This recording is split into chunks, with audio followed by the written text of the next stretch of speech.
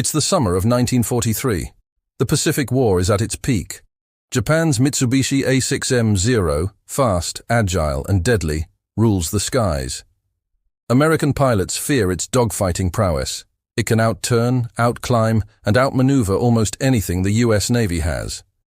But deep inside Grumman Aircraft Engineering Corporation in Long Island, a new fighter is being prepared, one that would end the Zero's reign forever.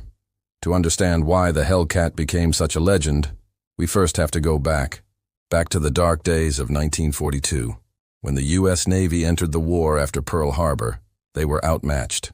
Japan's naval aviators were elite, trained through years of grueling exercises and real combat in China.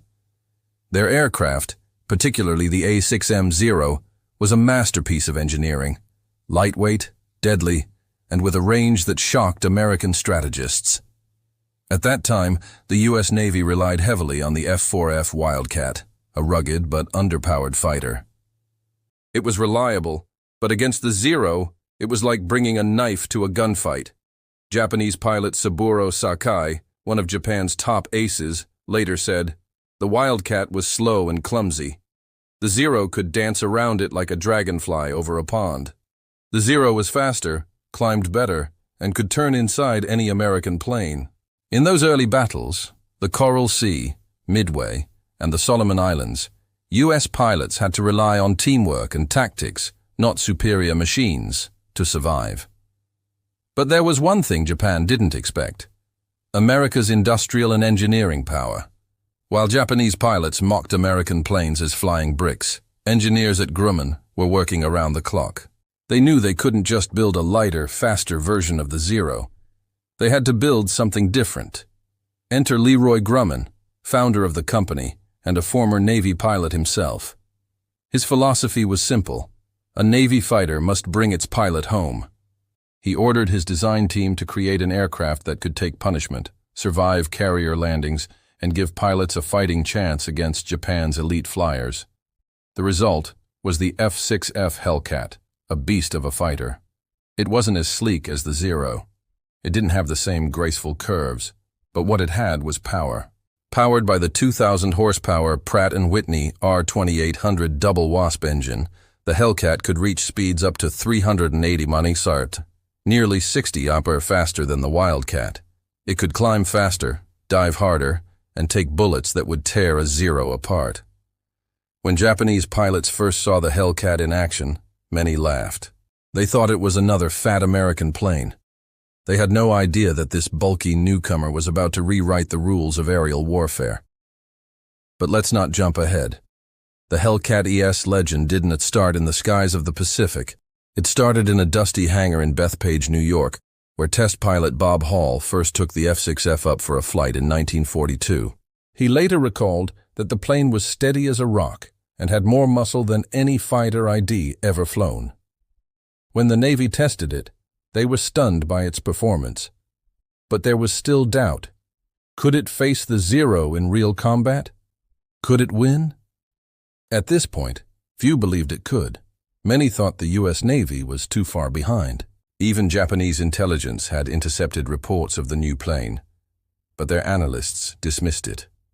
One Japanese officer wrote in a secret memo, "The Americans are too late. Their new fighter cannot change the tide of war." But that officer, and many others, were about to be proven terribly wrong. Because in just a few months, the Hellcat would make its combat debut in one of the fiercest air battles of the Pacific, and the mockery from Japanese pilots would turn into fear.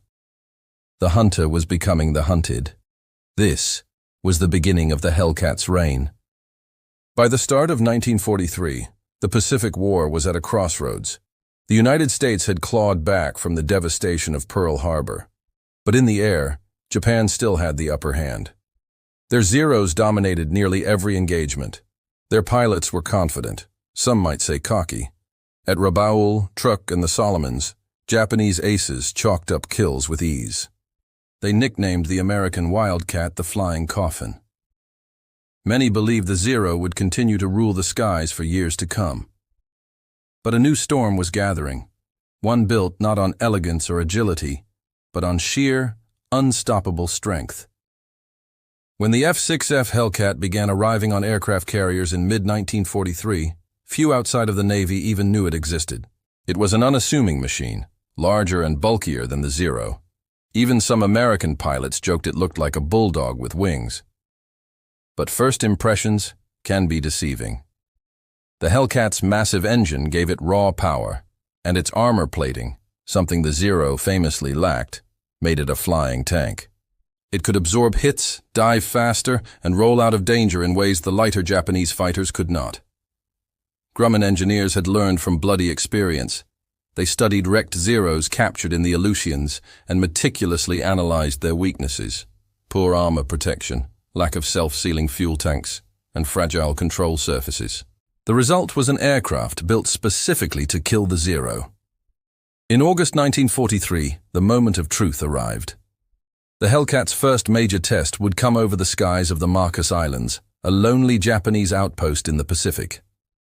That morning, carrier-based squadrons from the USS Yorktown and USS Essex launched into action. Among them were the new F6F Hellcats, pilots fresh from training, facing Japanese veterans who'd been flying since China. As they approached the islands, the radar screens lit up.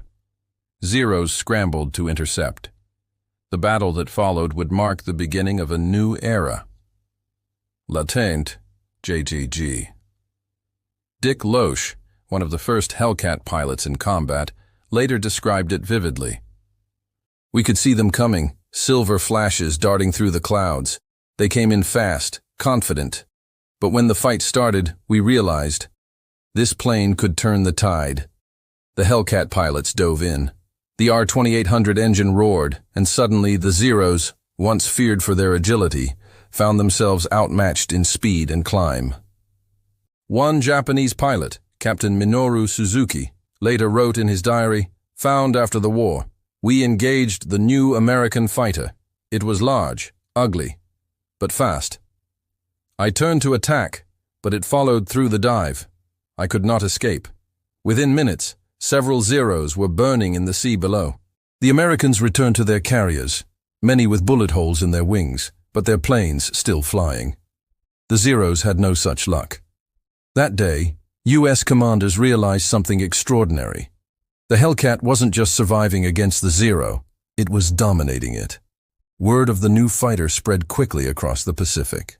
On carriers like the USS Enterprise and USS Bunker Hill, squadrons replaced their Wildcats with Hellcats as fast as they could. Pilots trained relentlessly in tactics developed from hard lessons learned. They practiced high-speed boom and zoom attacks, diving in, firing, then climbing away before the slower Zeros could react. The Hellcat ES armor meant it could take a hit or two during the dive and keep flying, something Zero pilots couldn't risk. In a matter of months, the skies began to shift. By late 1943, over the Gilbert and Marshall Islands, Hellcats were swarming the skies. They didn't just fight, they owned the airspace. One Navy ace, Lieutenant Alexander Vraciu, recalled, "The Zero was still deadly if you underestimated it, but with the Hellcat, we finally had the upper hand. We could dictate the fight, but this was only the beginning. The real test, the battle that would prove whether the Hellcat could truly dethrone Japan's legendary fighter, was still ahead." It would come in 1944, during one of the most decisive aerial battles of the Pacific War, a clash so massive it would later be called the Great Marianas Turkey Shoot. It was here that the mockery from Japanese pilots would vanish forever, replaced by shock, disbelief, and fear. Because when the Hellcats came, the skies belonged to them. It's June 1944. The Pacific Ocean stretches endlessly beneath a burning sun. The U.S. Navy's powerful carrier task forces, Enterprise, Yorktown, Essex, Bunker Hill, and others, are moving toward the Mariana Islands, the next step in the march toward Japan. For the Japanese, this battle is everything. Lose the Marianas, and the American bombers will be within range of Tokyo itself. For them, this is do or die. And for the first time, the Japanese plan to throw everything they have into the air. More than 400 aircraft, Zeros, dive bombers, and torpedo planes stand ready across the carriers of the Imperial Japanese Navy. They believe that, just like before, they will strike fear into the Americans. But this time, something is different. High above the carriers of the U.S. Fifth Fleet, hundreds of F6F Hellcats wait silently, their engines growling like caged beasts. Pilots sit tense in their cockpits, scanning the horizon. Many are young, barely in their 20s, but they're flying machines that are now feared across the Pacific. The radio crackles, enemy raid inbound, bearing 270, Angels 15. The Hellcats roar off the decks. Within minutes, the skies over the Philippine Sea erupt into chaos. The largest carrier-based aerial battle in history is underway. The Japanese pilots, many inexperienced replacements after years of attrition, climb to meet the Americans. They're flying their trusted Zeros, the same design that once humiliated the Allies in 1941. But as they close in, something feels wrong. The American planes aren't turning into slow dogfights like before. The Hellcats dive from above. Faster, heavier, unstoppable. One burst of 6 50-caliber machine guns tears through the thin skin of the Zeros. The sky flashes with fire and smoke. In just minutes, the air battle turns into a massacre. Lieutenant Alex Vrasiu, one of the top Hellcat aces, later recalled, "They came in waves, one after another. We hit them before they even reached the fleet. It was like hunting ducks at a carnival." Vrasiu himself shot down 6 enemy planes in 8 minutes, a feat that became legendary. But behind the triumph lay a grim truth. The Japanese pilots weren't the same elite aviators of Pearl Harbor or Coral Sea. Most were hastily trained, thrown into combat after only a few months. The once proud Japanese Naval Air Arm, the one that stunned the world in 1941, was now a shadow of its former self. But their spirit remained fierce. Many fought to the end, refusing to bail out even when their planes were ablaze. They were flying for the Emperor, for Japan, for honor. On the deck of the USS Lexington, sailors watched as plumes of smoke rose on the horizon. Pilot after pilot reported impossible numbers: 2 down, 3 confirmed kills, splash 5. The radio chatter was relentless. By the end of the first day, American pilots claimed over 250 enemy aircraft destroyed, for the loss of fewer than 30 Hellcats. The Hellcat had proven what few thought possible. The Zero, once invincible, was now utterly outclassed. The Japanese called it the Taiho Massacre. American pilots gave it a different name, one that would echo through history: the Great Marianas Turkey Shoot. The phrase came from one Hellcat pilot who radioed back after the battle, "This is like a turkey shoot. They're falling out of the sky." It wasn't arrogance. It was astonishment. For the first time in the Pacific War, the Americans weren't surviving. They were dominating. Japanese commanders were horrified. They had sent their best remaining planes and pilots into what they thought would be a decisive strike, and instead, they were annihilated. One Japanese officer later admitted, "We realized, too late, that the war in the air was lost. The new American fighter was beyond anything we had imagined." In Tokyo, the shock was immediate. The Imperial Navy, once Japan's pride, had lost its air supremacy in a single, devastating engagement. But for the Hellcat, this was only the beginning of its legend. Because as the Pacific Campaign moved closer to Japan, the Hellcat would continue to destroy everything the Empire sent into the air, and do so with an efficiency the world had never seen before. The Japanese had laughed at the Hellcat when it first appeared. Now they whispered its name with fear. By the summer of 1944, the tide of the air war in the Pacific had turned completely. The F6F Hellcat, the aircraft that many Japanese had once mocked, was now the undisputed master of the skies. But the story didn't end with the Great Marianas Turkey Shoot. That battle had broken Japan's back in the air, but what followed would bury its air power once and for all. The United States was now on the offensive across thousands of miles of ocean: Guam, Saipan, Tinian, the Philippines, and everywhere the Hellcat went, it dominated. The Hellcat was more than just a fighter. It was a symbol of industrial might and tactical evolution. At its peak, American factories were producing nearly 600 Hellcats a month. Each one meticulously tested, shipped to the Pacific, and flown from massive floating airfields, the aircraft carriers that now dotted the ocean. Japanese pilots couldn't believe what they were seeing. They were used to facing a few dozen opponents at a time. Now they faced hundreds. Hellcats filled the sky like a swarm of blue steel. And it wasn't just numbers. It was experience. By late 1944, most American pilots were veterans. They'd learned every trick the Zero had, and they'd developed counter-tactics to exploit its weaknesses. They knew not to get into tight turning fights with the Japanese.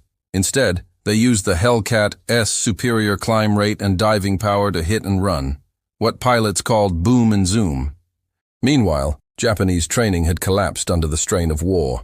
The once elite pilot corps, which had taken years to train, was now being replaced by teenagers with just a few hours of flight time. One Japanese veteran pilot lamented, "We had fine machines once and fine men." But by 1944, both were gone. We sent boys to fight against tigers, and those tigers were relentless. In the Battle of Leyte Gulf, October 1944, Hellcats once again proved their dominance. Japanese forces launched desperate attacks to repel the American invasion of the Philippines, including what would be the first large-scale use of kamikaze pilots. The Hellcats became the fleet's shield. They intercepted hundreds of suicide planes before they could reach the ships. Many never even got close. Commander David McCampbell, one of the Navy's most decorated aces, achieved a record that day few believed possible: 9 kills in a single mission. He described it later with chilling simplicity. "They came in one after another. We just kept knocking them down." The statistics were staggering. By early 1945, the Hellcat had achieved a kill ratio of 19-1, meaning for every Hellcat lost in air combat, 19 enemy aircraft were destroyed. No other naval fighter in history has ever matched that record. To Japanese intelligence, the realization was devastating. The Zero, once a symbol of invincibility, was now outdated, outgunned, and overwhelmed. Attempts to develop replacements, the N1K1 Shiden and A7M Repu, came too late. Japan simply couldn't build enough of them, nor train pilots to fly them effectively. And yet, even as the Hellcat ruled the skies, the air war took a darker turn. The Japanese began resorting to suicide missions, kamikaze attacks, born of desperation and belief that sacrifice might succeed where skill no longer could. In one harrowing instance, off Okinawa, a group of Hellcat pilots spotted a formation of kamikazes heading straight for the fleet. They dived into the formation head-on. Explosions lit the sky. Some Hellcats were lost, but the carriers were saved. For every kamikaze that broke through, 10 more were destroyed. A U.S. Navy report from 1945 read simply, "The Hellcats saved thousands of sailors' lives today." By the end of the war, the numbers told the story. Hellcats flew over 66,000 combat sorties. They destroyed more than 5,100 enemy aircraft, a record unmatched by any Allied naval fighter. To put it simply, the F6F Hellcat didn't just fight the Japanese Zero, it ended it. And for the men who flew it, the Hellcat was more than metal and rivets. It was survival. One pilot from the USS Enterprise said it best, "When I strapped into that Hellcat, I knew I'd come home. That's all that mattered." But as 1945 dawned, a new threat was emerging, a weapon of destruction far beyond anything seen before. The skies that the Hellcat had conquered were about to witness the final, tragic chapter of the Pacific War. And when it came, the Hellcat would be there, flying above the ruins, the guardian of victory in a war that had changed the world forever. By the spring of 1945, Japan was bleeding. Its once invincible navy lay shattered beneath the waves. Its proud air force, once feared across the Pacific, was now a ghost of its former self. The F6F Hellcat, mocked by Japanese pilots just 2 years earlier, now ruled the skies unchallenged. It had become the symbol of American air power, a winged juggernaut that had ground the rising sun into the sea. But there was still one final campaign to fight, and it would be the most brutal of all. The island of Okinawa, Japan's last line of defense before the homeland. When U.S. forces landed there in April 1945, the The Japanese unleashed everything they had left: kamikaze swarms, hidden airfields, desperate night raids. They knew this was their last chance to halt the American advance. From the decks of Task Force 58, the Hellcats took to the air once again. They weren't just interceptors now.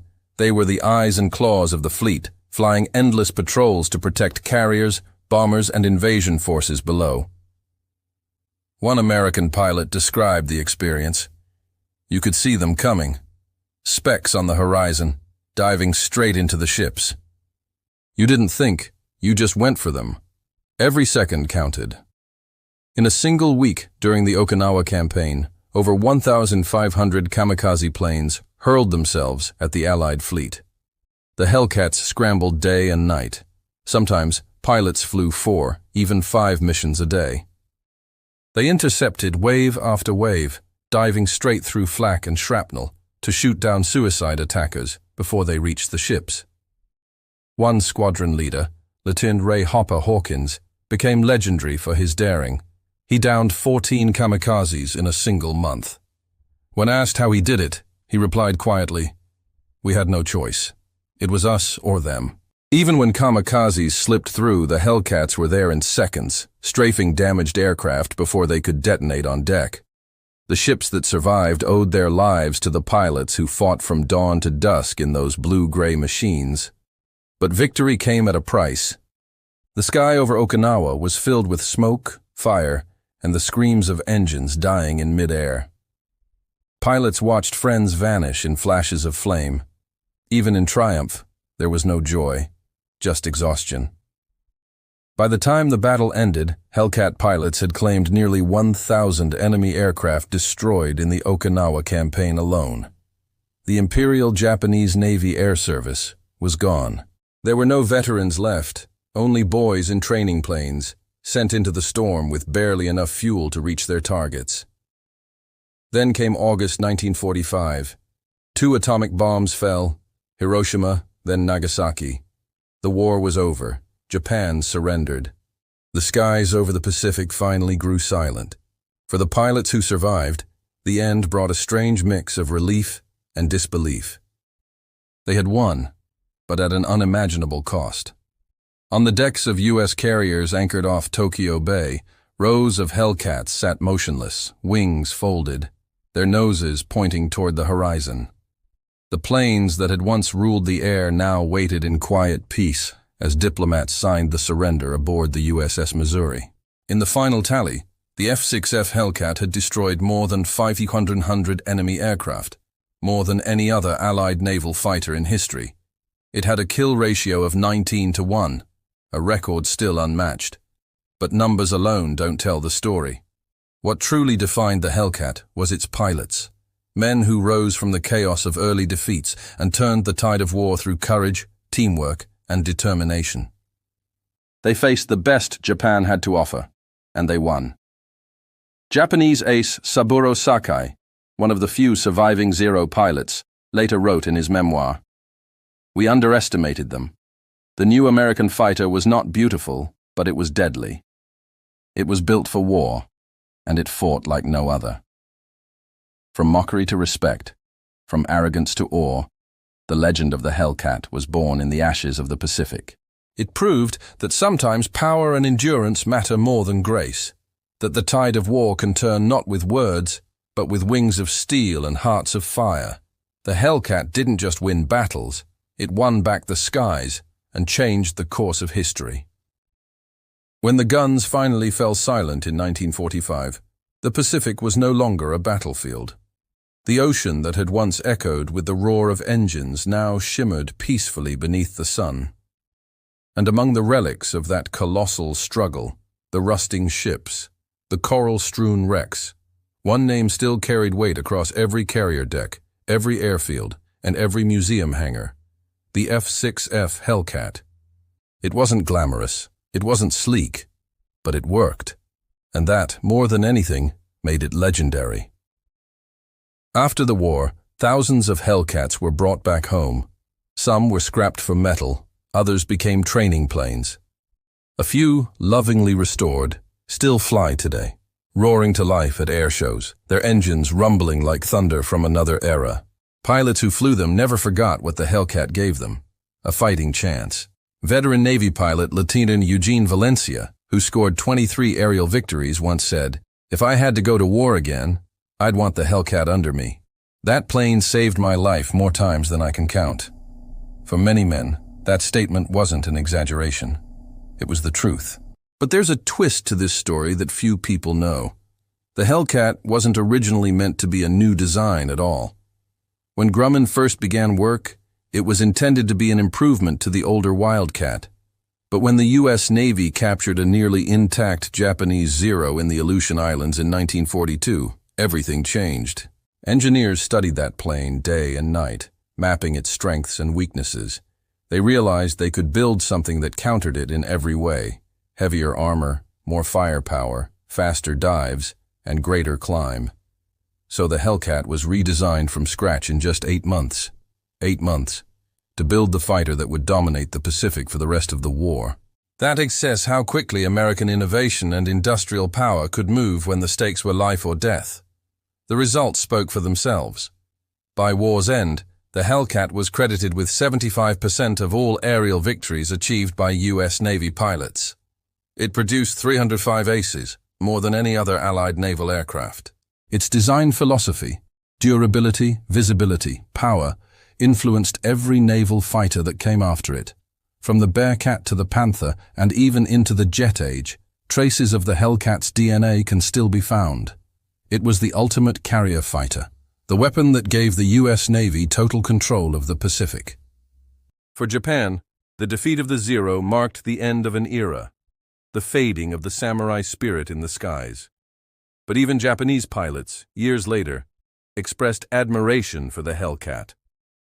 One former Zero pilot said in an interview decades after the war, "We laughed at it once, but the Hellcat was the better machine. It never gave up. It was a warrior." In that simple statement lies the heart of the story. Not arrogance, not vengeance, but respect.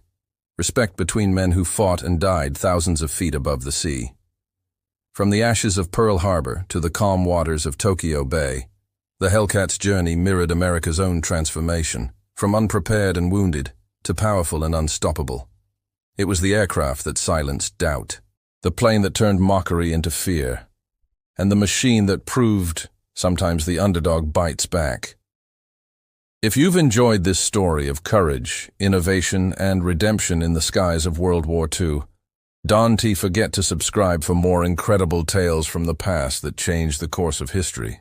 Leave a like if you admire the brave pilots who flew these legendary machines, and share this video to keep their memory alive. Because history isn't just about what happened, it is about the people who made it happen. And the F6F Hellcat? It wasn't just an airplane, it was the sound of victory. This has been WW2 Tales. Thanks for watching, and we'll see you in the next story of the war that changed the world.